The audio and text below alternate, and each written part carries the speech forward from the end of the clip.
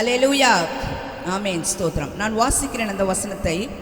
தாகமுள்ளவன் மேல் தண்ணீரையும் வறண்ட நிலத்தின் மேல் ஆறுகளையும் ஊற்றுவேன். உன் சன்னதியின் மேல் என் ஆவியையும் உன் சந்தானத்தின் மேல் என் ஆசீர்வாதத்தையும் ஊற்றுவேன். அல்லேலூயா, அல்லேலூயா, ஆமென். கர்த்தருக்கு ஸ்தோத்திரம். உன் சந்ததியின் மேல் என் ஆவியையும் உன் சந்தானத்தின் மேல் என் ஆசீர்வாதத்தையும் ஊற்றுவேன் என்று சொல்லி ஆண்டவர் சொல்லுகிறார். அல்லேலூயா. நம் மாதத்தினுடைய சிறப்பான வாக்குத்தத்தம், சிறப்பான வசனமாய் நம்மை தேற்றுகிற ஒரு வார்த்தையாய் இது காணப்படுகிறது. ஸ்தோத்திரம். தாகம் உள்ளவன் மேல் தண்ணீரையும் வறண்ட நிலத்தின் மேல் ஆறுகளையும் ஊற்றுவாராம். சந்ததியின் மேல ஆவியை ஊற்றுவாராம். சந்தானத்தின் மேல் ஆசீர்வாதத்தையும் ஊற்றுவாராம். அல்லேலூயா, ஸ்தோத்திரம். ஆசீர்வாதத்தையும் நன்மைகளையும் நம்ம எல்லாம் என்ன பண்ணுறோம்? ரொம்ப எதிர்பார்க்குறோம்ல. ஆனால் ஆண்டவருக்கு அதுதான் என்னதான் பிரியமா. இஸ்ரவேலை ஆசீர்வதிப்பது கர்த்தருக்கு பிரியம். ஆண்டவருடைய பிள்ளைங்களை ஆசீர்வதிக்கணும்னா ஆண்டவர் என்ன பண்ணுறாங்களா? ஆண்டவர் பிரியம் வைத்திருக்கிறாங்க, சித்தம் வைத்திருக்கிறாங்க. அல்லேலூயா, ஸ்தோத்திரம். ஆபிரகாம் ஆண்டவரை அந்த தேசத்தை விட்டெல்லாம் பிரிஞ்சு வா, உன் தகப்பன் வீட்டையும் விட்டு நான் உனக்கு காண்பிக்கும் தேசத்துக்கு போய் என்று சொன்ன பொழுது அவர் கொடுத்த ஆசீர்வாதம் என்னது? அவர் கொடுத்த வாக்கு தத்தம் என்னது? நான் உன்னை ஆசீர்வதிக்கவே ஆசீர்வதிப்பேன். ஆசீர்வதிக்கவே ஆசீர்வதிப்பேன் என்ன அர்த்தம்? நிச்சயப்படுத்துகிறார். ஸ்தோத்திரம். தேவன் தம்முடைய பிள்ளைகளை ஆசீர்வதிக்கணும்னு தான் சித்தம் வச்சிருக்கிறாங்க. அந்த ஆசீர்வாதத்தை அநேக நேரங்களில் நாம் தான் என்ன பண்ணுறோம்? தவற விட்டு விடுகிறோம், இழந்து விடுகிறோம், பெற்றுக்கொள்ள முடியாமல் போகிறோம். ஸ்தோத்திரம். ஆனால் இந்த நாளில் நமக்கு கொடுக்கப்பட்டிருக்கிற வார்த்தை என்னவென்றால், தாகமுள்ளவன் மேல் தண்ணீரையும் வறண்ட நிலத்தின் மேல் ஆறுகளையும் ஊற்றுவேன். உன் சன்னதியின் மேல் என் ஆவியையும் உன் சந்தானத்தின் மேல் என் ஆசீர்வாதத்தையும் ஊற்றுவேன் என்று ஆண்டவர் சொல்கிறார். அப்போ ஆண்டவர் இந்த வசனத்தில் நமக்கெல்லாம் என்ன செய்ய போகிறாங்களா? ஊற்றுகிறேன் என்று சொல்கிறாங்க. போன 1ஆம் தேதி நம்ம தியானித்தோம். ஆண்டவர் கொடுக்கிறது மாத்திரம் இல்லை, என்ன செய்கிறாராம்? ஊற்றுகிறாராம். நிரம்பி வழிகிறதான விதமாகத்தான் ஆண்டவர் என்ன செய்கிறாங்க? நம்மை ஆசீர்வதிக்கிற தேவனாக இருக்கிறாங்க. அப்படி கொஞ்சம் குறை அப்படிலாம் தருகிற தேவன் அல்ல. அவர் என்ன செய்வாராம்? நன்றாய் அளந்து போடுகிறாராம். அமுக்கி குலுக்கி சரிந்து விழும்படி நன்றாய் அளக்கிற தேவனாம். ஆண்டவருடைய ஆசீர்வாதம் அப்படி தான் இருக்கும். கர்த்தர் கொடுக்குற ஆசீர்வாதம் நிரம்பி இருக்கும். அந்த ஆசீர்வாதத்தில் என்ன இருக்காதாம்? வேதனை இருக்காது. அந்த ஆசீர்வாதத்தில் குறைவு இருக்காது. அந்த ஆசீர்வாதத்தை கர்த்தர் யாருக்கு கொடுக்குறேன்னு சொல்கிறாங்க? உன் சன்னதியின் மேல் ஆவியையும் உன் சந்தானத்தின் மேல் நான் ஆசீர்வாதத்தையும் கொடுப்பேன் என்று ஊற்றுவேன் என்று ஆண்டவர் சொல்கிறார். ஸ்தோத்திரம். கடந்த 1ஆம் தேதியில் நம்ம இதை தான் தியானித்தோம் இல்லை? உன் சன்னதியின் மேல் என் ஆவியையும் உன் சன்னாத்தின் மேல் என் ஆசீர்வாதத்தையும் ஊற்றுவேன் என்கிறதான அந்த வாக்குத்தத்த வார்த்தையை தான் நாம் பற்றி கொண்டோம், பிடித்து கொண்டோம், நம் ஜெபித்தோம், தியானித்தோம். அல்லேலூயா, அல்லேலூயா, ஸ்தோத்திரம். இந்த நாளிலும் கூட கர்த்தர் அப்படிப்பட்ட ஆசீர்வாதங்கள் நிச்சயமாக நம்ம பிள்ளைங்களுக்கு கொடுப்பாங்க. ஆனால் பிள்ளைகளை சந்ததியையும் சந்தானமும் ஆசீர்வதிக்கப்பட வேண்டும் என்று சொன்னால் அதற்கு காரணமாக பெற்றோர்கள் தான் இருக்க வேண்டும். ஸ்தோத்திரம். சில நேரங்களில் சில பெற்றோர்களுக்கு ஏன் பிள்ளைங்களை கூட்டு வரலன்னு சொன்னால் அது ரொம்ப என்ன பண்ணுது? வீட்டில் அழுதுட்டு இருந்துச்சு, அடம் பண்ணிச்சு. சில நேரத்தில் சொல்லுவாங்க தூங்கிட்டு இருந்தது, என்னால் என்ன பண்ண முடியல, எழுப்பிட்டு வர முடியலை, அதனால் நான் வந்துட்டேன். ஆண்டவருடைய பிள்ளைங்க ஒரு நாள் என்ன செய்யக்கூடாது? அப்படி சாக்க சொல்லவே கூடாதான். ஸ்தோத்திரம். ஆண்டவருடைய சமூகத்துக்கு பிள்ளைங்கள் நாம் எப்படி புறப்பட்டு வருகிறோமோ அதுபோல் பிள்ளைகளையும் என்ன பண்ணணும்? ஆராதனைக்கானாலும் நம்முடைய ஜபங்கள் ஊழியங்கள் எல்லாவற்றிலும் கொண்டு வர வேண்டும். ஒரு ஐயாவை நல்லா தெரியும். அவங்க சொல்லுவாங்க, அவர் மட்டும் சரியாகி வருவார் ஆராதனைக்கெல்லாம். ஆனால் ஏன் ஐயா உங்கள் பிள்ளைங்களை கூப்பிட்டு வரல? நம்ம வந்துடுவோம், நம்ம பிள்ளைங்கள்லாம் வர்றபடி வருவாங்க. ஒரு காலம் என்ன பண்ண மாட்டாங்க? வரவே மாட்டாங்க. ஸ்தோத்திரம். நம்ம பிள்ளைங்களை என்ன பண்ணணும்? நம்ம கூட கொண்டு வர வேண்டும். அது சின்ன குழந்தையாக இருக்கலாம். நான் சாட்சியாக சொல்ல முடியும். எங்கள் கெட்ஸி பிறந்து 40 நாளில் அவளை குழந்தையாக சர்ச்சைக்கு தூக்கி போனோம். அன்னையிலேருந்து நாங்கள் அவளை ஊழியத்துக்கு தூக்கி கொண்டு தான் போவோம். 40 நாள் குழந்தையிலேருந்து அவளை எல்லா ஊழியங்களுக்கும் நாங்கள் கொண்டுட்டு போயிடுவோம். ஸ்தோத்திரம். கர்த்தருக்கு மகிமை உண்டாகட்டும். கர்த்தருக்கு மகிமையாக நம்ம என்ன பண்ணணும்? நம்ம பிள்ளைகளை வளர்க்க வேண்டும். அப்போ தான் நம்ம பிள்ளைங்க என்ன செய்யப்படுவாங்க?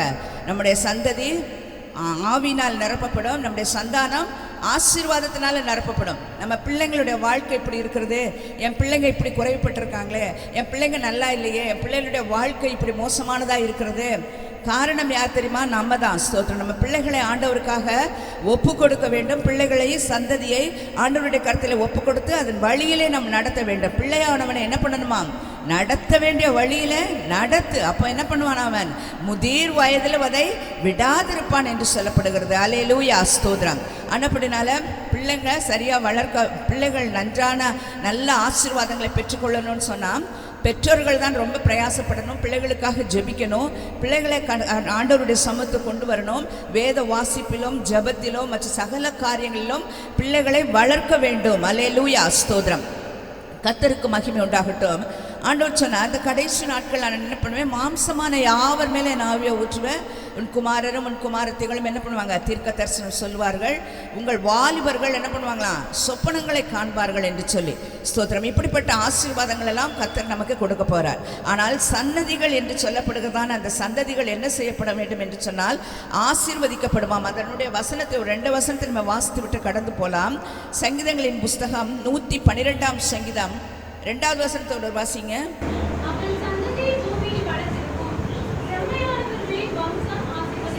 ஆமென், ஸ்தோத்திரம். இன்னொரு தடவை கூட வாசிக்கலாமா?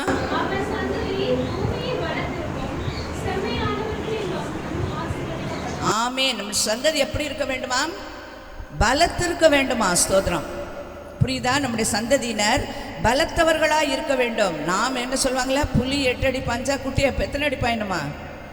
16 அடி பாயணும். ஸ்தோத்திரம். எல்லாம் கொஞ்சம் நல்லா சத்தமாக சொல்லலாம். ஸ்தோத்திரம். கர்த்தருக்கு மகிமை உண்டாகட்டும்.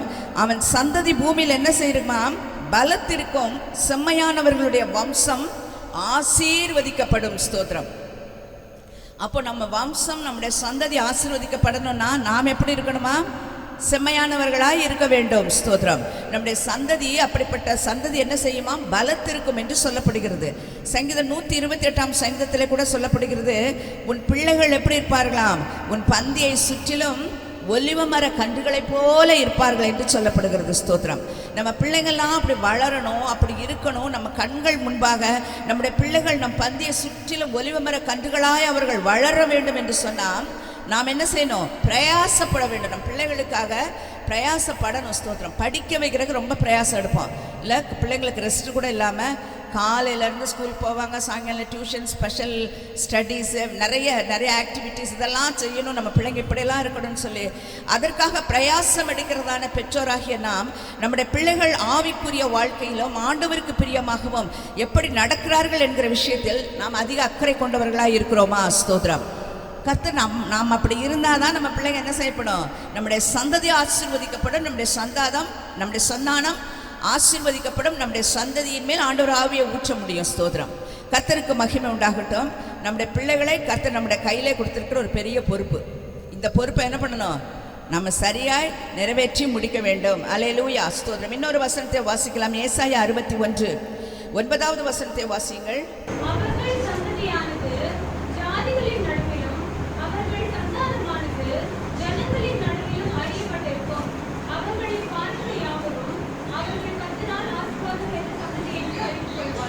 ஆமென். அல்லேலூயா, அல்லேலூயா, ஸ்தோத்திரம். எப்படி சொல்றாங்களாம் பாருங்க,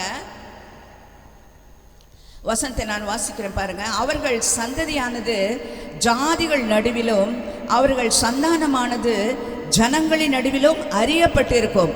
அவர்களை பார்க்கிற யாவரும் அவர்கள் கர்த்தரால் ஆசீர்வாதம் பெற்ற சந்ததி என்று அறிந்து கொள்வார்கள். அல்லேலூயா.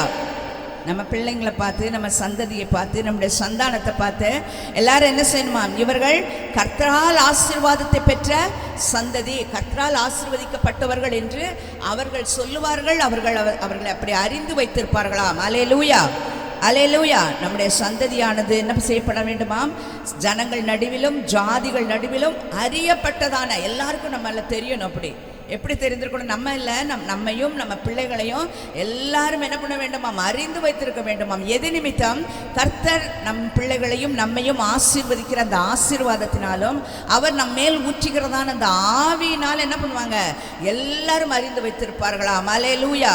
நம்முடைய பிள்ளைகளை நம்ம அந்த வழியில தான் வளர்க்கணும். சில இடத்துல பெற்றோர் ரொம்ப பக்தி உடையவர்களாக இருப்பார்கள். ஆனால் பிள்ளைகள் என்ன பண்ணுவாங்க, அவங்க இஷ்டமாக அவங்க செய்கிற செயலெல்லாம் பார்த்து அதை ஆமோதிப்பது போல் கண்டும் காணாதது போல இருந்து விடுவார்கள். அப்படி இருக்கக்கூடாதான். ஏலியினுடைய பிள்ளைகள் என்ன பண்ணாங்களாம், அப்படி தான் அவன் குமாரர்கள் பாவம் செய்தார்கள். பாருங்கள், அவருக்கு தேவாலயத்துக்கு வருகிறதான அந்த ஆசரிப்பு கூடாரத்துக்கு வருகிறதான எல்லா பலி பொருட்களையும் அவர்கள் தங்கள் என்ன பண்ணாங்களாம், தங்கள் வைத்திருந்த ஆயுதங்களால் படைக்க வேண்டியதான, கர்த்தர்க்காய் படைக்க வேண்டிய பொருட்கள் எல்லாம் இது எங்களுக்கு வேண்டும் என்று சொல்லி எடுத்துக்கொண்டார்களாம். அதோடு இல்லை, தவறான பல காரியங்களையும் அவங்க செய்தாங்க. அது கர்த்தருடைய பார்வையில் அருவருப்பாகவும் தேவன் அதை விலக்கினதாகவும் இருந்தபடியினால நிறைய தடவை ஆண்டவர் என்ன பண்ணாங்க, எச்சரித்தாங்க. ஆனால் இந்த ஏலி என்ன செய்தார் தெரியுமா? ஒரு நாளும் தன்னுடைய பிள்ளைகளை கடுமையாய் கண்டித்து என்ன பண்ணலை, தன்னுடைய வழியில் அவர் நடத்தவில்லை, ஆண்டவருடைய பாதையில் நடத்தலை. அவர் பிரதான ஆசாரியன். ஸ்தோத்திரம். பாருங்க, அந்த ஆசாரியனுடைய வார்த்தைக்கு அந்த இஸ்ரவேல் ஜனங்களும் அந்த கோத்திரங்களும் அத்தனை பெரிய கூட்டமும் அந்த பாளையமும் நடுங்கக்கூடியதான அப்படிப்பட்டதான ஒரு மனுஷனால தன்னுடைய சொந்த பிள்ளைகளை, ஓப்பனி பினகாசன் சொல்லப்படுகிற அந்த பிள்ளைகளை என்ன செய்ய முடியலை, கண்ட்ரோல் பண்ண முடியலை. அவன் என்ன சொன்னாங்க தெரியுமா? என் குமாரரே வேண்டாம், நீங்கள் கர்த்தருக்கு விரோதமாக பாவம் செய்ய வேண்டாம். இப்படி ரொம்ப ரொம்ப சாதாரணமாக அவர் சொன்ன, கடிந்து கொண்டு அவர்கள் என்ன செய்திருக்க வேண்டும், அப்படிப்பட்ட தவறுகளை செய்யாதபடி என்ன பண்ணியிருக்கணும், அவங்க தடுத்திருக்க வேண்டும். அது தடுக்காதபடி அவர் சொன்ன வார்த்தை, என் குமாரரே வேண்டாம், செய்யாதீங்க, அவ்வளோதான் சொல்லிட்டு விட்டார். அவரால் என்ன பண்ண முடியும்? கண்டிப்பாய் சொல்ல முடியும். அல்லேலூயா, ஸ்தோத்திரம். அவர் செய்யலை. அது நிமித்தமாய் அவர் மாத்திரமல்ல, வசனம் சொல்லுகிறது, தன் பிள்ளைகளை அடக்காமற் போன பாவத்தின் நிமித்தம் என்று சொல்லுது. நம்ம செய்கிற நிறைய காரியங்கள், தவறுகள் நமக்கு பாவம் என்று சொல்லி தெரியும். ஆனால் அந்த பாவத்தையும் அதே ஆண்டவர் நம்ம கொடுத்திருக்கிற பிள்ளைகளை அடக்கி சரியாய் வளர்க்காமல் போனால் அதுவும் என்னது தானா, பாவம் என்று சொல்லப்படுகிறது. அல்லேலூயா. அந்த பாவத்தின் நிமித்தம் தான் அவங்க எல்லாரும் என்ன பண்ணாங்க, ஒரே நாள் அந்த யுத்த நாளில் எல்லாரும் என்ன பண்ணாங்க, மரித்து போனார்கள். ஓப்பனி பினகாசும் அந்த யுத்தத்தில் மாண்டு போனார்கள். உடன்படிக்கை பெட்டி பிடிக்கப்பட்டு போயிட்டு இந்த செய்தியை கேட்டிருந்ததான அந்த ஏலி என்ன பண்ணாராம், நாற்காலிருந்து கீழே விழுந்து என்ன செய்தாராம், ஆசனத்திலிருந்து கீழே விழுந்து பிடரி முறிந்து செத்தார் என்று சொல்லி வேதத்தில் பார்க்கிறோம். அல்லேலூயா, அல்லேலூயா, ஸ்தோத்திரம். அப்போ நம்ம பிள்ளைங்களை வளர்க்க வேண்டிய பொறுப்பு இருக்குது. அது நிமித்தம் தான் நம்ம பிள்ளைகள் ஆசீர்வதிக்கப்படும். ஆண்டவர் ஆசீர்வதிப்பேன்னு சொல்லிட்டார், எப்படினாலும் ஆசீர்வதிச்சுவார். ஆசீர்வதிக்க முடியாது. ஆண்டவர் ஆசீர்வாதத்தை கொடுப்பேன்னு தான் சொல்கிறாங்க. ஆனால் ஆசீர்வாதத்தை ஆண்டவர் ஊற்றுவேன் என்று சொல்லுகிற பொழுது அந்த ஆசீர்வாதத்துக்கு நம்ம பிள்ளைங்களை தகுதிப்படுத்த வேண்டியவர்களாக இருக்கிறோம். அல்லேலூயா, ஸ்தோத்திரம். அப்படி இருக்கிற பொழுது நம்முடைய பிள்ளைகளை, நம்முடைய சந்ததியை, நம்முடைய சந்தானத்தை ஜாதிகளும் ஜனங்களும் என்ன பண்ணுவாங்களாம், அறிந்து கொள்வார்கள். கர்த்தருடைய ஆசீர்வாதம் இவர்கள் மேல் இருக்கிறது என்று சொல்லி அவர்கள் கண்டுகொள்ள முடியும், அவர்கள் தெரிந்து கொள்ள முடியும். நான் கர்த்தரால் ஆசீர்வதிக்கப்பட்டிருக்கிறேன் என்று சொல்லி நாம் சொல்ல வேண்டியதில்லை. நம்மை பார்க்கிற மற்றவர்கள் என்ன பண்ணுவாங்க, சொல்லுவாங்க, இவங்க கர்த்தரால் ஆசீர்வதிக்கப்பட்டிருக்காங்க, அருமையான பிள்ளைங்க, கர்த்தரால் ஆசீர்வதிக்கப்பட்ட பிள்ளைங்க. ஆசீர்வாதம் கர்த்தரிடத்திலிருந்து உண்டாகும். ஆமென், அல்லேலூயா. கர்த்தருக்கு மகிமை உண்டாகட்டும். அடுத்ததா இந்த நாளில் கூட நான் பார்க்க போகிறோம், அதே ஏசாயா எழுதின தீர்க்கதரிசன புஸ்தகத்தினுடைய 44ஆம் அதிகாரம் வாக்குத்தத்த வார்த்தையினுடைய முதல் பகுதியிலே, தாகமுள்ளவன் மேல் தண்ணீரையும் வறண்ட நிலத்தின் மேல் ஆறுகளையும் ஊற்றுவேன் என்று ஆண்டவர் சொல்லுகிறார். அல்லேலூயா, அல்லேலூயா, கர்த்தருக்கு ஸ்தோத்திரம். தாகமுள்ளவன் மேல் ஆண்டவர் என்ன செய்கிறாங்களா, தண்ணீரை ஊற்றுவேன்னு சொல்கிறாரு. தாகமான நாட்கள் இந்த நாட்களில், ரொம்ப வெயில் காலம், அதிகமான தாகம், வேட்கை, இதனால் என்ன பண்ணுது பாருங்க, எப்போ எங்கே தண்ணி கிடைச்சாலும் குடித்து விட வேண்டும் என்கிறதான ஒரு ஆவல் நமக்குள்ளெல்லாம் இருக்குது. ஸ்தோத்திரம். எவ்வளோ தண்ணி ஒருவேளை கேன்லாம் வாங்கி வச்சா கூட சீக்கிரமாக தீர்ந்து விடுகிறது. காரணம் அதிகமான தாகம். ஸ்தோத்திரம். வசனம் சொல்லுகிறது, ஆண்டவர் சொல்ற, தாகம் உள்ளவன் மேல் நான் என் தண்ணீரை ஊற்றுவேன் என்று சொல்லி பாருங்க, வறண்ட நிலத்தின் மேல் ஆறுகளை ஊற்றுவேன் என்று சொல்லுகிறார். ஸ்தோத்திரம். பாருங்க, இப்படி ஆண்டவர் தாகம் உள்ளவர்களை ஆண்டவர் என்ன செய்ய போறாங்களா, ஊற்றி நிரப்ப போகிறாராம். அல்லேலூயா. அந்த தாவீது சொல்றாருல சங்கீதம் 23ல், என் பாத்திரம் நிரம்பி வழிகிறது. அந்த நிரம்பி வழிய வேணும்னு சொன்னால் பாத்திரத்தில் என்ன பண்ணப்பட வேண்டும், ஊற்றப்பட வேண்டும். ஸ்தோத்திரம்.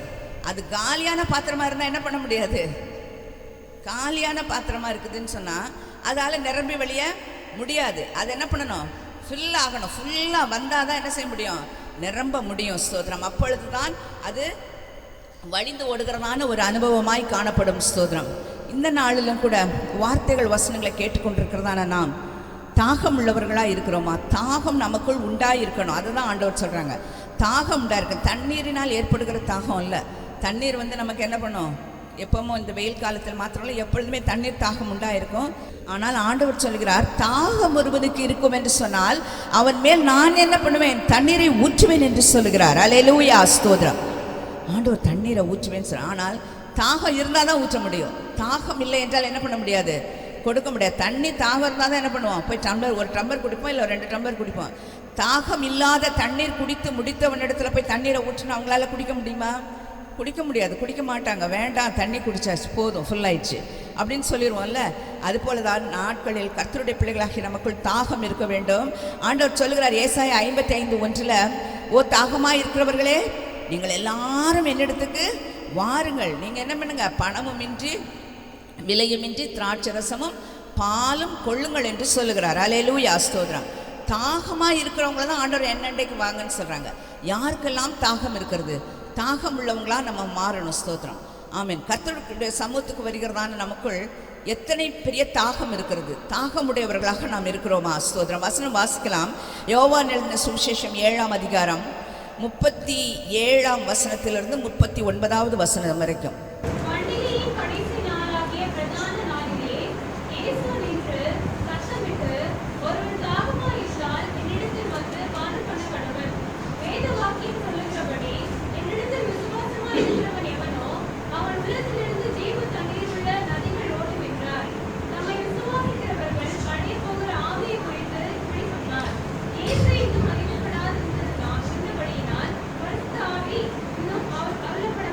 ஆமென். அல்லேலூயா, அல்லேலூயா, ஸ்தோத்திரம். வேத வாக்கியம் சொல்லுகிறபடி பாருங்க, 37ஆம் வசனத்தில், ஒருவன் தாகமாக இருந்தால் என்னிடத்தில் வந்து பானம் பண்ண கடவன். ஆண்டவர் சொன்னாங்க. இப்போ ஆண்டவர் சொன்னாங்க, தாகமாக யார் இருக்கீங்களோ அவங்க எங்கிடத்துல வாங்க, நான் உங்களுக்கு என்ன பண்ணுவேன்? பானம் பண்ணுவதற்கு தருவேன் அப்படின்னு என்று சொல்கிறாங்க. ஸ்தோத்திரம். ஆனால் வசனத்தில் அடுத்த வசனம் சொல்லுகிறது, வேத வாக்கியம் சொல்லுகிறபடி என்னிடத்தில் விசுவாசமாக இருக்கிறவன் எவனோ அவன் உள்ளத்திலிருந்து ஜீவ தண்ணீர் உள்ள நதிகள் ஓடும். தம்மை விசுவாசிக்கிறவர்கள் அடைய போகிற ஆவியை குறித்து இப்படி சொன்னார். அல்லேலூயா, அல்லேலூயா. அப்போ நம்ம தாகமெல்லாம் எப்படி இருக்கணும்? நம்முடைய வாஞ்சியெல்லாம் எப்படி இருக்கணும்? நமக்கு பிரியமெல்லாம் எப்படி இருக்க வேண்டும் என்று சொன்னால், கர்த்தரை குறித்ததாக இருக்க வேண்டும். அவருடைய ஆவியை குறித்ததான ஒரு தாகம் நமக்குள் உண்டாயிருக்க வேண்டும். அதுதான் வசனத்தில் சொல்லுது. வசனத்தில் சொல்லப்படுகிற பிரகாரம் விசுவாசிக்கிறவர்கள் அடைய போகிறதான ஆவியை குறித்து ஆண்டவர் என்ன பண்றாங்களாம்? சொல்றாங்களாம். எதுக்கு? எல்லாரும் அந்த ஆவியை பெற்றுக்கொள்ள வேண்டும். பரிசுத்த ஆவியினுடைய அபிஷேகத்தை பெற்றுக்கொள்ளாத, ஒருவேளை நான் அடையவில்லை, அபிஷேகத்தை அடையவில்லை என்று சொன்னால், அந்த பரிசுத்த ஆவியானவருடைய அந்த அபிஷேகத்தை பெற்றுக்கொள்ளும்படி நாம் வாஞ்சிக்க வேண்டும். நம்ம எல்லாரும் பெற்றுக்கொள்ளணும். ஏனென்றால் கடைசி நாட்களிலே மாம்சமான யாவர் மேலும் ஆவியை ஊற்றுறாங்க ஆண்டவர். அதனால் எல்லாருக்கும் ஆண்டவர் கொடுக்க சித்தம் வச்சிருக்கிறாங்க. அந்த பரிசுத்த ஆவியை நம்மெல்லாம் யாரெல்லாம் பெற்றுக்கொள்ளாமல் இருக்கிறோமோ, அந்த பரிசுத்த ஆவியினுடைய அபிஷேகத்தை, ஆவி நிறைவை நம்மெல்லாம் பெற்றுக்கொள்ளணும். தாகமாக இருக்கிறவங்களே என்னிடத்துக்கு வாங்க, நீங்கள் எல்லாம் பானம் பண்ண வேண்டும் என்று சொன்னால் நான் உங்களுக்கு கொடுப்பேன். அது எதுவென்று சொன்னால் சாதாரண தண்ணீர் அல்ல. ஆண்டவர் எதை கொடுக்க போகிறாரா? ஆவியை கொடுக்க போகிறாரா. ஸ்தோத்திரம். பொல்லாதவர்களாகிய நீங்கள் உங்கள் பிள்ளைகளுக்கு நல்ல ஈவுகளை கொடுக்க அறிந்திருக்கிற பொழுது தம்மை நோக்கி வேண்டிக் கொள்கிறவர்களுக்கு அவர் பரிசுத்த ஆவியை கொடுப்பது அதிக நிச்சயம் அல்லவா என்று சொல்லி வசனம் கேட்கிறது. அல்லேலூயா, ஸ்தோத்திரம். பரிசுத்த ஆவியினுடைய அபிஷேகத்தை ஒருவர் எல்லாரும் என்ன பண்ண வேண்டுமாம்? பெற்றுக்கொள்ள வேண்டும். 1 கொரிந்தியர் 9ஆம் அதிகாரம் என்று சொல்லி நினைக்கிறேன். அதில் வரங்கள் சொல்லப்படுகிறது. அந்த பரிசுத்த ஆவியினாலே அன்றி ஒருவரும் ஆண்டவராகிய இயேசுவை கிறிஸ்து என்று சொல்லக்கூடாது என்று சொல்லப்படுகிறது. ஆண்டவராகிய இயேசுவை கிறிஸ்துன்னு சொல்லணும்னு சொன்னாலே நம்ம என்ன செய்யணுமா? பரிசுத்த ஆவியை பெற்றுக்கொண்டிருக்க வேண்டுமாம். ஸ்தோத்திரம். அத்தனை அதிகமாய் சொல்லப்படுகிறது. ஆனப்படினாலே கர்த்தருடைய பிள்ளைகள் நம்ம எல்லாரும் பரிசுத்தாவின் அபிஷேகத்துக்காக வாஞ்சித்து பெற்றுக்கொள்ளணும். ஆண்டவர் எல்லாருக்கும் தம்முடைய ஆவியை நிறைவாய் கொடுக்கிறவராய் இருக்கிறார். கடைசி நாட்களில் மாம்சமான யாவர் மேலும் என் ஆவியை ஊற்றுவேன் தான் ஆண்டவர் சொல்றாங்க. அதனால எல்லாரையும் கர்த்தர் தம்முடைய ஆவியினாலும் அபிஷேகத்தினாலும் நிரப்ப கர்த்தர் வல்லவராய் இருக்கிறாங்க. ஸ்தோத்திரம். அல்லேலூயா, ஸ்தோத்திரம். நாம் தாகம் உள்ளவர்களாய் இருக்க வேண்டும். யோவான் 4ஆம் அதிகாரத்தில் நம்ம எல்லாரும் தெரியும் சமாரியா ஸ்திரியை குறித்து. அந்த ஸ்திரியை ஆண்டவராகிய இயேசு கிறிஸ்து மிகவும் என்ன பண்ணாராம்? இளைப்படைந்தவராய். யோவான் 4ஆம் அதிகாரத்தில் அவர் மிகவும் இளைப்புள்ளவராய் என்ன பண்ணாராம்? தாகத்துக்கு தண்ணீர் வேண்டும் என்று சொல்லி சிகார் என்று சொல்லப்படுகிறதான ஒரு கிணற்றண்டையிலே போய் உட்கார்ந்து அது தண்ணீர் கிடைக்க வேண்டும் என்று சொல்லி எதிர்பார்த்து கொண்டிருந்தார். அந்த இடத்திற்கு வந்ததான ஒரு பெண்ணிடத்தில் அவர் என்ன பண்றாரு? தண்ணீர் வேண்டும், எனக்கு தாகத்துக்கு தாய் என்று சொல்லி ஆண்டவர் கேட்கிறார். ஸ்தோத்திரம். பாருங்க, ஒரு பெண்ணிடத்துல தான் ஆண்டவர் கேட்கிறார் தாகத்துக்கு தாய் என்று சொல்லி. ஆனால் ஆண்டவர் கேட்டது அந்த நேரத்தில் என்ன? தான் மிகவும் தாகமாய் இருக்கிறேன் என்ற நிலைமையை அறிந்து. ஆனால் அந்த பெண்ணுடைய வாழ்க்கையிலே அவள் தாகமுடையவளாய் இருக்கிறாள் என்கிறதை ஆண்டவர் அறிந்து கொண்டார். இன்னும் அவள் இருளுக்குள் இருக்கிறாள், இன்னும் அவள் பாவத்துக்குள் ஜீவித்து கொண்டிருக்கிறாள். இவளுக்கு அதிகமான என்ன வேண்டும்? தண்ணீர் தேவைப்படுகிறது. அதாவது ஜீவ தண்ணீர், பரிசுத்த ஆவி தேவைப்படுகிறது. இவளுடைய வாழ்க்கை மாற வேண்டி இருக்கிறது என்கிறதை ஆண்டவர் அறிந்து கொண்டபடியினால அது ஸ்திரீனிடத்துல கேட்கிறார். அப்பொழுது அவர் சொல்லுகிறார் பாருங்க, 12வது வசனத்துல 13ஆம் வசனம்.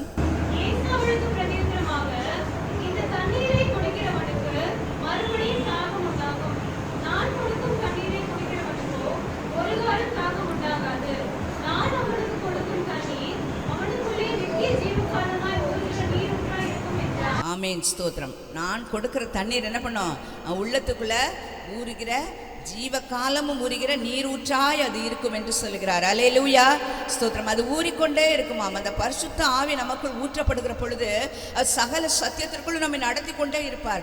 பாவத்தை குறித்தும் நீதியை குறித்தும் நியாய தீர்ப்பை குறித்தும் என்ன செய்வாராம், கண்டித்து உணர்த்துவாராம். ஸ்தோத்திரம். ஆமென். நாம் பெற்றிருக்கிற அபிஷேகம் நம்ம என்ன பண்ணோம், போதித்து நடத்தும் என்று சொல்லப்படுகிறது. வேறொருவன் உங்களுக்கு போதிக்க வேண்டுவதே இல்லை. நீங்க பெற்றிருக்கிற அந்த அபிஷேகம் இருக்குதே, இந்த ஆவியானவர் அவர் நம்ம என்ன பண்ணுவாராம், சரியாய் நடத்துவாராம். தாவீதும் அதனால தான் சொல்கிறார், உமக்கு பிரியமானதை செய்ய என்னை போதியும் ஆண்டவரே, உம்முடைய நல்ல ஆவி என்னை செம்மையான வழியிலே நடத்தட்டும். நீங்க என்ன போதீங்க, பரிசுத்த ஆவியானவர் நமக்குள் இருப்பார் என்று சொன்னால், இந்த ஆவி நிறைவேறும் என்று சொன்னால், அது ஜீவகால பரியந்த நமக்குள் ஊறுகிற நீரூற்றாய் காணப்படுமா, ஊறிக்கொண்டே இருக்கும். ஸ்தோத்திரம். அந்த பரிசுத்த ஆவியானவர் நமக்குள் இருக்கிற பொழுது நம்மை சகல விதமான சத்தியத்திற்குள்ளும் நீதிக்குள்ளும் நியாய தீர்ப்புக்குள்ளும் ஆண்டவர் நம்மை நடத்தி கொண்டு செல்வார். அல்லேலூயா, கர்த்தருக்கு ஸ்தோத்திரம். நமக்குள் எத்தனை அதிகமான தாகம் இருக்கிறது, நம்முடைய தாகம் எதை குறித்து இருக்கிறது. ஸ்தோத்திரம். நாம் எதையெல்லாம் நம்ம எதன் மேலெல்லாம் நம்முடைய தாகத்தை வைத்திருக்கிறோம். சில காரியங்களை மட்டும் நம்ம தியானித்து நம்ம கடந்து செல்லலாம். முதலாவதாக சங்கீதம் 42 சங்கீதம் 2வது வசனத்தை ஒருவர் வாசிங்க. ஆமென், ஸ்தோத்திரம். சங்கீதம் 42 2ஆம் வசனத்தில் சொல்லப்படுகிறது, என் ஆத்துமா தேவன் மேல், ஜீவனுள்ள தேவன் மேல் எப்படி இருக்கிறதா, தாகமாய் இருக்கிறது என்று சொல்கிறார். தாவீதோட வாழ்க்கையில அவர் அதிகமாக என்ன பண்ணார் தெரியுமா, கர்த்தரை வாஞ்சித்தார். இதில் நம்ம தாகம் என்று சொல்லுகிற பொழுது அதிகமான வாஞ்சை, அதிகமான பிரியம், இதெல்லாம் என்ன பண்ண முடியும், அதற்கு சரியாக சொல்ல முடியும். ஸ்தோத்திரம். பாருங்க, தாவீதோட வாழ்க்கையில் அவர் சொல்றார் பாருங்க, நான் என் தேவன் மேல், ஜீவனுள்ள தேவன் மேல் எப்படி இருக்கிறேன், தாகமாக இருக்கிறேன் என்று சொல்றார். அவருடைய தாகம் அதுதான் இருந்தது. பாருங்க, அவர் ஒரு ராஜாவாக இருந்தார், ராஜாவாய் அபிஷேகம் பண்ணப்பட்டார். ஆனால் அவர் ராஜஸ்தானத்தில் போய் அந்த அரியணையில் போய் என்ன பண்ணலை, உட்கார முடியவில்லை. ஏனென்றால் அவருடைய மாமனாகிய சவுல் என்ன பண்ணார், அவரை விரட்டி அடித்து கொண்டே இருந்தார். எந்த இடத்துல அவரால் நிம்மதியாக இருக்க முடியல, ஒரு ராஜாவாய் அவரால் போய் இருக்கவே முடியவில்லை. ஸ்தோத்திரம். ஆனாலும் கூட அவர் என்ன சொல்கிறார் பாருங்க, நான் என் தேவன் மேல், ஜீவனுள்ள தேவன் மேல் தான் என்ன பண்ணுறேன், வாஞ்சியாக இருக்கிறேன், தாகமாக இருக்கிறேன். என்னுடைய தாகம் அதுதான். மானானது நீரோடைகளை வாஞ்சித்து கதறுவது போல என் ஆத்துமா உண்மையே வாஞ்சித்து கதறுகிறது என்று சொல்கிறார். அல்லேலூயா, ஸ்தோத்திரம். நம்முடைய தாகம் இன்னைக்கு எப்படி இருக்குது, தேவன் மேலே இருக்குதா, இல்லை மனிதர்கள் மேலே இருக்கிறதா, இல்லை உலகத்தின் மேலே இருக்கிறதா? ஒருவேளை நம்முடைய பதவி, நம்முடைய படிப்பு, நம்முடைய அதாவது நம்முடைய எல்லா உயர்வான காரியங்களின் மேல் இருக்கிறதா? அல்லேலூயா, ஸ்தோத்திரம். நம்முடைய தாகம் இன்னைக்கு எது மேலே இருக்கு, நம்முடைய வாஞ்சை எதன் மேல் இருக்கிறது, நம்முடைய பிரியம் எதன் மேல் இருக்கிறது, நம்முடைய ஆசையெல்லாம் எதன் மேல் இருக்கிறது. ஸ்தோத்திரம், கர்த்தருக்கு ஸ்தோத்திரம். பாருங்க, தாவீது சொல்றாரு, எனக்கு யார் மேல அங்கே தாகம், யார் மேல வாஞ்சை, எனக்கு தேவன் மேல், ஜீவனுள்ள தேவன் மேலேயே வாஞ்சையா இருக்கிறது, தாகமா இருக்கிறேன் என்று சொல்கிறார். அவருடைய தாகத்தினால கர்த்தர் மேல், ஜீவனுள்ள தேவன் மேல நம்ம தாகம் எல்லாம் அவர் மேல் இருக்கணும். உலகத்தின் மேல் ஆசை வைக்கலாம், உலகத்தின் மேல் நம்முடைய பாசம், நம்முடைய நேசம் இதெல்லாம் உலகத்தின் மேலே போய்விடும் என்று சொன்னால் தேவன் மேல் என்ன பண்ண முடியாது, தாகமாக இருக்க முடியாது. ஸ்தோத்திரம். ஆனால் ஆண்டவர் சொல்கிறார், நாம் தாகம் உள்ளவர்களாய் இருக்க வேண்டும். தாகமாக இருக்கிறவங்கெல்லாம் என்கிட்ட வாங்க, தாகமாக இருந்தீங்கன்னா என்னுடைய ஆவியை உங்களுக்கு கொடுக்குறேன், தாகமாக இருந்தால் என்னிடத்தில் வந்து பானம் பண்ணுங்கள் என்று சொல்கிறார். அல்லேலூயா, ஸ்தோத்திரம். சங்கீதம் 63 1வது வசனத்தை வாசிக்கலாமா? ஸ்தோத்திரம்.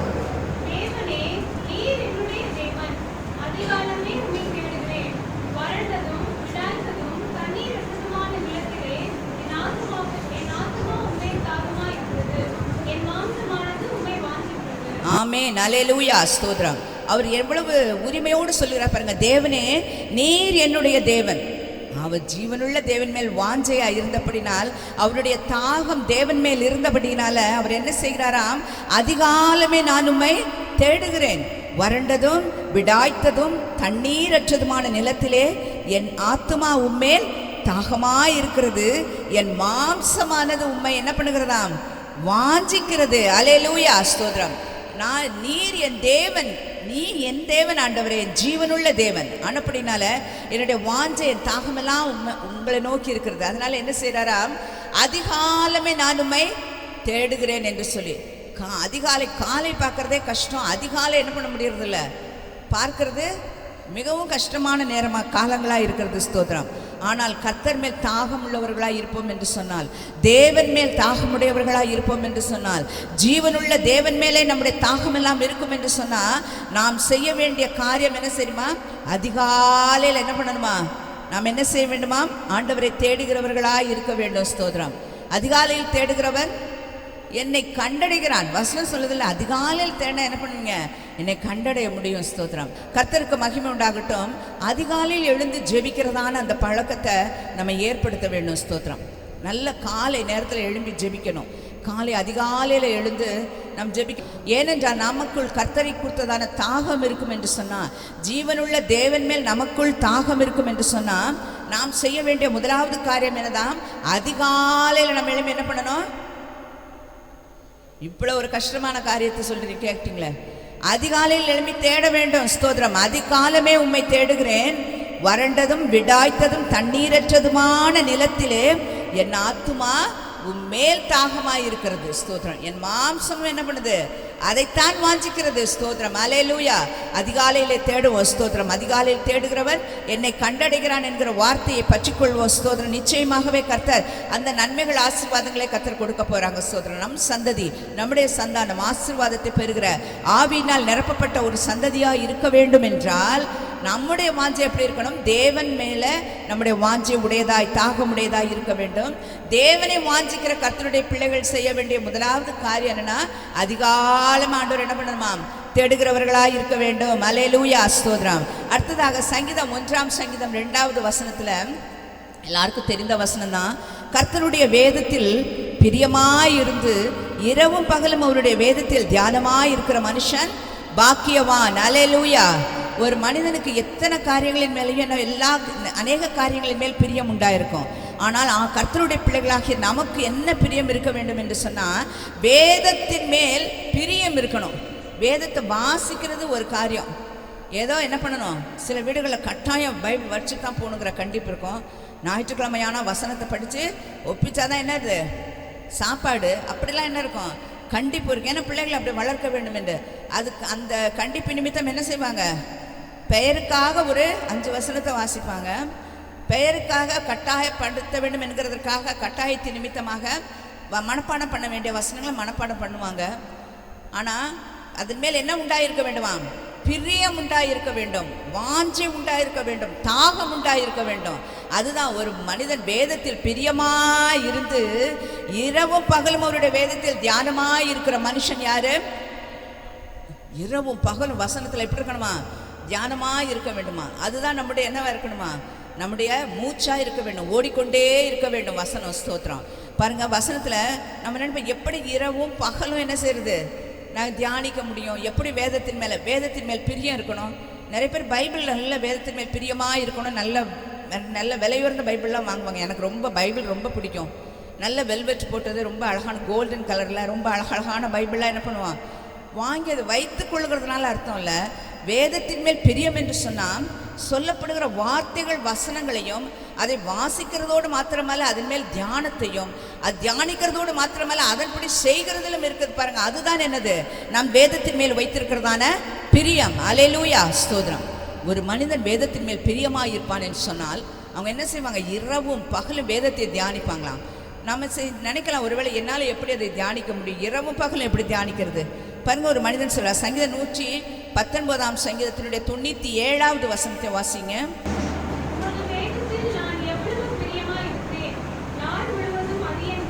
அல்லேலூயா. அல்லேலூயா. இது ஒரு மனுஷன் தாங்க எழுதுறாரு. தாவீது தான் சொல்றாரு. ஒரு ராஜா சொல்றாரு, உமது வேதத்தில் நான் எவ்வளவு பிரியமா இருக்கிறேன். உங்க வேதத்தின் மேல் எனக்கு எவ்வளவு பிரியம் தெரியுமா? உங்க வேதத்தின் மேல் எவ்வளவு வாஞ்சை தெரியுமா? இந்த வேதத்தின் மேல் எனக்கு எவ்வளவு தாகம் என்று சொன்னால், அது எப்படி விளங்கும் என்றால், நாள் முழுதும் அது என்னுடைய தியானமாய் இருக்கிறது. அல்லேலூயா. ஸ்தோத்திரம்.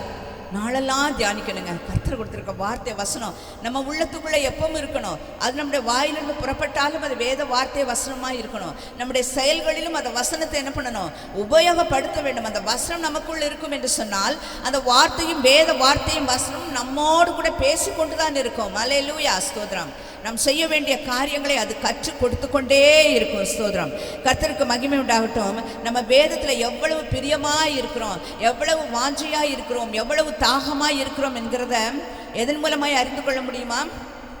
நம்ம வேதத்தை தியானிக்கிற தியானத்தின் மூலமாகவும் நாம் அந்த வசனத்தின்படி நடக்கிறதான நம்முடைய வாழ்க்கையின் நடைமுறைகளை வைத்து தான் நாம் தெரிந்து கொள்ள முடியும். அல்லேலூயா, ஸ்தோத்திரம். நான் ஜீவனுள்ள தேவன் மேல் வாஞ்சையாக இருக்கிறேன், தாகமாக இருக்கிறேன் என்று சொல்வோம் என்று சொன்னால், முதலாவதாக நாம் என்ன செய்ய வேண்டுமா? வேதத்திற்கு அதிகாலமே ஆண்டவரை தேடுகிறவர்களாக இருக்க வேண்டும். ரெண்டாவதாக வேதத்தின் மேலே பிரியமுடையவர்களாக நாம் இருக்க வேண்டும். ஸ்தோத்திரம். இந்த வேத வார்த்தைக்கும் வசனத்திற்கும் நம்ம அதிகமான முக்கியத்துவம் கொடுக்கிறவர்களாக இருப்போம். அல்லேலூயா, ஸ்தோத்திரம். இந்த பெரோயா என்று சொல்லப்படுகிறதான ஒரு பட்டணத்தார் இருந்தார்களாம். அப்போஸ்தலர் 17ஆம் அதிகாரம் என்று சொல்ல நினைக்கிறேன், 11ஆம் வசனத்தில். அந்த வசனத்தில் பவுல் சொல்கிறார், அவர்கள் அந்த வசனத்தை கூட வாசிக்கலாமா? அப்போஸ்தலர் 17ஆம் அதிகாரம் 11ஆம் வசனம்.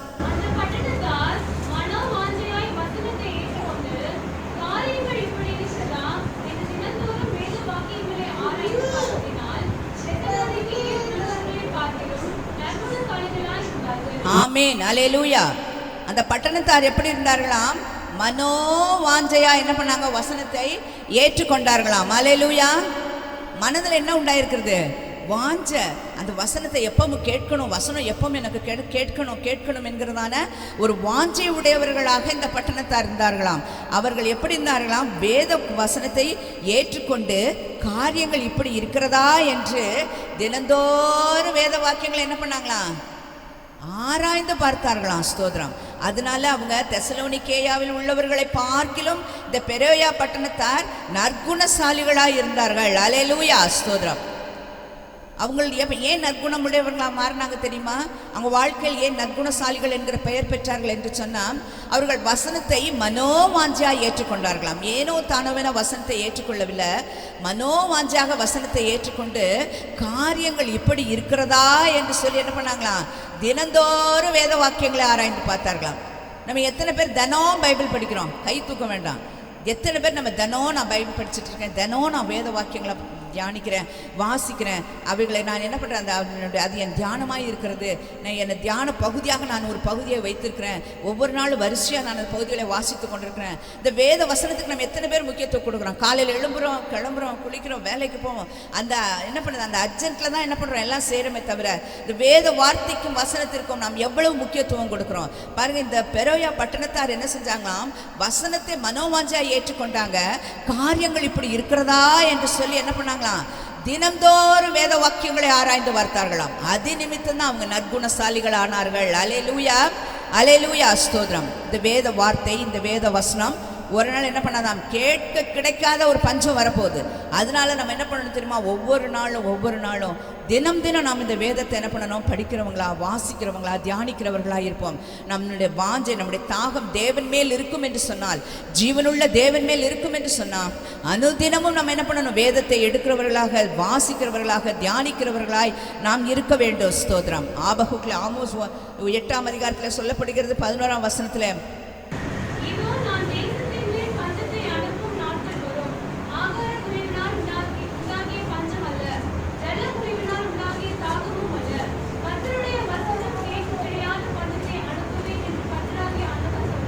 ஆமென், அல்லேலூயா, ஸ்தோத்திரம். ஒரு பஞ்சம் வரப்போகுது. அது என்ன பண்ணுறதில்ல, ஒருவேளை தண்ணீர் கிடைக்கக்கூடாத பஞ்சமோ, ஒருவேளை தேசத்தின் மேல் ஆகார குறைவினால் உண்டாகிற பஞ்சமோ அல்ல. கர்த்தருடைய வசனம் கேட்க கிடைக்காத ஒரு பஞ்சத்தை அனுப்புவேன் என்று யார் சொல்றா? கர்த்தராகிய ஆண்டவர் சொல்லுறாங்க.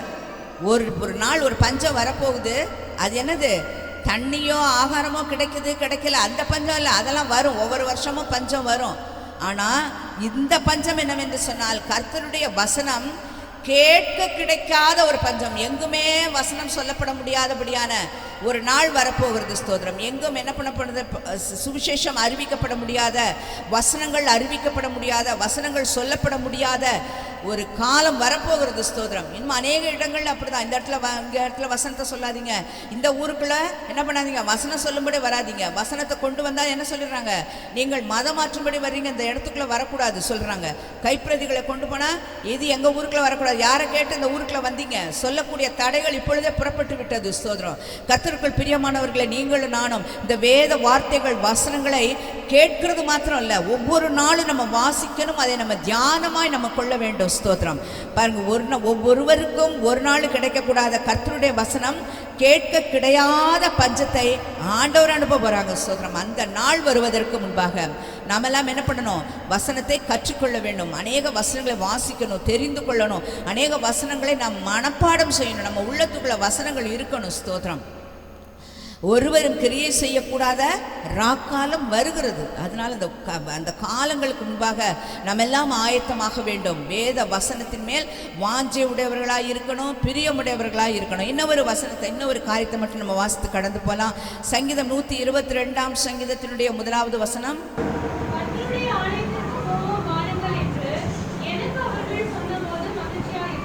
ஆமென். அல்லேலூயா, அல்லேலூயா.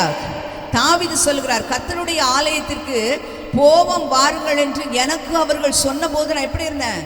மகிழ்ச்சியா இருந்தேன். ஒரு ராஜா சொல்லுகிறார் இந்த வார்த்தையை, கர்த்தருடைய ஆலயத்துக்கு போவோம் அப்படின்னு சொன்னவொடனே எனக்கு ஒரே சந்தோஷம். இது ஆலயத்திற்கு போக வேண்டிய நாள் என்று அவங்க சொன்ன பொழுது எனக்குள் பெரிய மகிழ்ச்சி வந்து விட்டது. ஸ்தோத்திரம். 1000 நாளை பார்க்கிலும் உமது பிரகாரத்தில் செல்லுகிற ஒரு நாள் எனக்கு நல்லது என்று சொல்லுகிறார். அதனால ஆலயத்தின் மேல் என்ன உண்டாயிருக்க வேண்டுமா? பிரியம் உண்டாயிருக்கணும். ஆலயம், ஆராதனை, சபை கூடுதல், ஒழுங்குகள், ஊழியத்தின் பாதைகள், ஜபங்கள், வைக்கிறதான ஜபங்கள், இவைகளின் மேல நமக்கு என்ன இருக்க வேண்டுமா? வாஞ்சை இருக்க வேண்டும், தாகம் இருக்க வேண்டும். ஸ்தோத்திரம். அவருக்கு அந்த தாகம் இருந்தது. எப்போனா அந்த நாள் வரும், ஆலயத்துக்கு போகக்கூடிய நாள் என்று வரும். ஆலயத்திற்கு போவோம் வாருங்கள் என்று எனக்கு அவர்கள் சொன்னபோது நான் மகிழ்ச்சியா இருந்தேன். ஒரு ராஜா பாருங்க, அவ்வளோ மகிழ்ச்சி. அவர் மகிழ்ச்சி படுத்தக்கூடிய அநேக காரியங்கள் தேசத்தில் இருந்தது. ஆனால் அவர் சொல்றாரு, 1000 நாளை பார்க்கலாம் எனக்கு இந்த ஒரு நாள் தான் நல்லது. எத்தனையோ நாளில் எத்தனையோ சம்பவங்கள் வருது, எத்தனையோ வெற்றிகள் வருது, எத்தனையோ நல்ல பலன்கள் எனக்கு கிடைக்கிறது. அத்தனை நாட்களை காட்டிலும் எனக்கு ஆண்டவருடைய சமூகத்தில் செல்லுகிற அந்த ஒரு நாள் தான் எனக்கு நல்லது என்று சொல்கிறார். ஆனப்படினாலே ஆலயத்திற்கு வருகிற விஷயங்கள், ஆலயம், ஜபம், ஆராதனைகள், இவைகளில் என்ன பண்ண வேண்டும்? நாம் வாஞ்சையோடு கூட தாகத்தோடு கூட காணப்படுகிறவர்களாய் இருக்க வேண்டும். நமக்கு கொஞ்சம் நேரம் கிடைக்குது, இன்னைக்கு ஃப்ரீயாக இருக்கிறோம். ஆமாம், இன்னைக்கு என்ன பண்ணணும்? நான் இன்னைக்கு ஆராதனை, இந்த நேரத்தில் எனக்கு எந்த நேரத்தில் என்ன ஜபம் நடக்கும், அந்த நேரத்தில் நான் போய் அந்த ஜபத்தில் பங்கெடுப்பேன் என்று சொல்லி வருகிறவர்களாக இருக்க வேண்டும். ஞாயிற்றுக்கிழமை ஆராதனையோடு என்ன பண்ணுறதில்ல, முடிந்து விடுகிறதில்லை. வாரம் முழுமையிலும் நம்முடைய சபையில் ஆராதனைகள், ஒழுங்குகள், ஊழியங்கள் இருக்கிறது. எல்லாவற்றிலும் வந்து கலந்து கொள்ளுங்கள், கர்த்தரை ஆராதிங்கள். கர்த்தருக்கு ஸ்தோத்திரம். சங்கீதம் 84 சங்கீதம் 10 வசனத்தில் சொல்லுகிறது, ஆகாமியத்தின் கூடாரத்தில் வாசமாயிருப்பதை பார்க்கிலும் நான் என் தேவனுடைய ஆலயத்தின் வாசற்படியில் காத்திருப்பதையே தெரிந்து கொள்வேன். தெரிந்து கொள்ளணும். 2 காரியம் நமக்கு இருக்குன்னு சொன்னால், ஒருவேளை ஆராதிக்க வேண்டிய நாளில் 2 காரியம், ஒரு கல்யாணம் இருக்கும், ஒரு ஆராதனை இருக்குது. எதை நாம் தெரிந்து கொள்ளுகிறோம்? ஸ்தோத்திரம். அவர் சொல்கிறார், ஆகாமியத்தின் கூடாரத்தில் வாசமாக இருக்கிறதை பார்க்கிலும் நான் என் தேவனுடைய ஆலயத்தின் வாசற்படியில் காத்திருப்பதையே தெரிந்து கொள்வேன் என்று சொல்கிறார். 2 இருந்து ஆகாமிய கூடாரத்தில் என்ன பண்ணல? தெரிந்து கொள்ளவில்லை. ஆலயம்தான் முக்கியம், ஆராதனை முக்கியம், சபையின் ஊழியங்கள் முக்கியம், ஜபங்கள் முக்கியம். இவைகளுக்குத்தான் நான் என்ன பண்றேன்?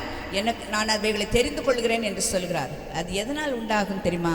ஜீவனுள்ள தேவன் மேல் நம்முடைய தாகம் இருக்கும் என்று சொன்னான். ஆமேன். கர்த்தருக்கு ஸ்தோத்திரம். 3 காரியத்தை பார்த்தோம்ல. ஜீவனுள்ள தேவன் மேல் தாகம் உடையவர்களாய் நாம் இருப்போம் என்று சொன்னால், அதிகாலையில் என்ன பண்ணுகிறவர்களாய்? ஆண்டவரை தேடுகிறவர்களாய், ஜெபிக்கிறவர்களாய் இருக்க வேண்டும். 2வதாய் பார்த்தோம், அவருடைய வேதத்தின் மேல் பிரியமுள்ளவர்களாய் இருக்க வேண்டும். 3வதாக கர்த்தருடைய ஆலயத்திற்கு போவோம் வாருங்கள் என்ற பொழுது மகிழ்ச்சியுடையவர்களாய் இருந்தோம் என்று பார்க்கணும். ஸ்தோத்திரம். இன்னும் பல காரியங்கள் காணப்பட்டால் இந்த 3 காரியங்கள் நம்முடைய தியானத்தில் வைத்து நம்முடைய வாழ்க்கையில் இதை ஒவ்வொரு நாளும் அபியாசப்படுத்துவோம். வாழ்க்கையின் நடைமுறைகள் இவைகளை நம்மை கொண்டு வருவோம். அப்பொழுது நம்முடைய தாகமெல்லாம் தீர்க்கப்பட்டு, தாகமுள்ளவன் மேல் தண்ணீரையும் வறண்ட நிலத்தின் மேல் ஆறுகளையும் ஊற்றுவேன் என்றவர், உன் சந்ததியின் மேலும் என் ஆவியையும் உன் சந்தானத்தின் மேல் என் ஆசீர்வாதத்தையும் ஊற்றுவேன் என்று சொன்ன தேவன் அப்படிப்பட்ட ஆசீர்வாதங்களினால நம்ம எல்லாரையும் கர்த்தர் நிரப்புவாராக. ஆமேன்.